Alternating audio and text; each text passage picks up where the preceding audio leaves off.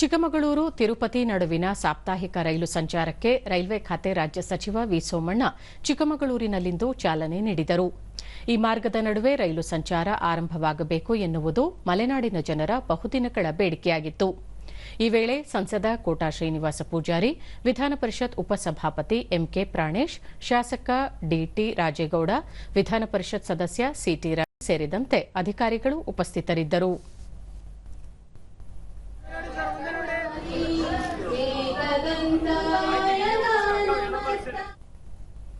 ಬಳಿಕ ವಿ ಸೋಮಣ್ಣ, ಪ್ರಧಾನಿ ನರೇಂದ್ರ ಮೋದಿ ನೇತೃತ್ವದ ಸರ್ಕಾರ ಕೇಂದ್ರದಲ್ಲಿ ಅಸ್ತಿತ್ವಕ್ಕೆ ಬಂದ ಬಳಿಕ ರೈಲ್ವೆ ಇಲಾಖೆ ಸಾವಿರಾರು ಕೋಟಿ ರೂಪಾಯಿ ಅನುದಾನ ನೀಡಿದೆ. ನೆನೆಗುದ್ದಿಗೆ ಬಿದ್ದಿದ್ದ ಹಲವು ಯೋಜನೆಗಳನ್ನು ಕೈಗೆತ್ತಿಕೊಳ್ಳಲಾಗಿದೆ. ಮೇಲ್ಸೇತುವೆ, ಕೆಳಸೇತುವೆಗಳ ನಿರ್ಮಾಣಕ್ಕೂ ಒತ್ತು ನೀಡಲಾಗಿದೆ ಎಂದರು. 2014ರ ಬಳಿಕ ರಾಜ್ಯದಲ್ಲಿ 644 ಮೇಲ್ಸೇತುವೆಗಳನ್ನು ನಿರ್ಮಿಸಲಾಗಿದೆ. ಹಿಂದಿನ ಅವಧಿಗೆ ಹೋಲಿಸಿದರೆ ಇದು 3 ಪಟ್ಟು ಹೆಚ್ಚಳವಾಗಿದೆ. 1981 ಕೋಟಿ ರೂಪಾಯಿ ವೆಚ್ಚದಲ್ಲಿ 61 ಮೇಲ್ಸೇತುವೆಗಳನ್ನು ಮೇಲ್ದರ್ಜೆಗೇರಿಸಲಾಗುತ್ತಿದೆ.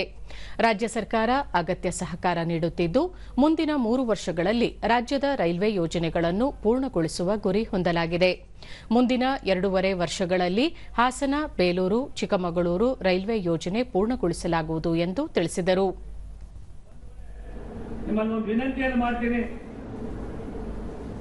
ನಮ್ಮ ರಾಜ್ಯ ಸರ್ಕಾರ ಮತ್ತು ಕೇಂದ್ರ ಸರ್ಕಾರ ಒಂದು ನಾಣ್ಯದ 2 ಮುಖಗಳಾಗಿ ಕೆಲಸವನ್ನು ಮಾಡಿದ್ದೆ. ಆದರೆ ನಾವು ಯಾವ ರೀತಿ ಸಾಧನೆಯನ್ನ ಮಾಡಬಹುದು, ನಾನು ಇವತ್ತು ಸನ್ಮಾನ್ಯ ಮುಖ್ಯಮಂತ್ರಿಗಳಾದ ಸಿದ್ದರಾಮಯ್ಯನವರಿಗೆ ಅಭಿನಂದನೆ ಸಲ್ಲಿಸ್ತೀನಿ.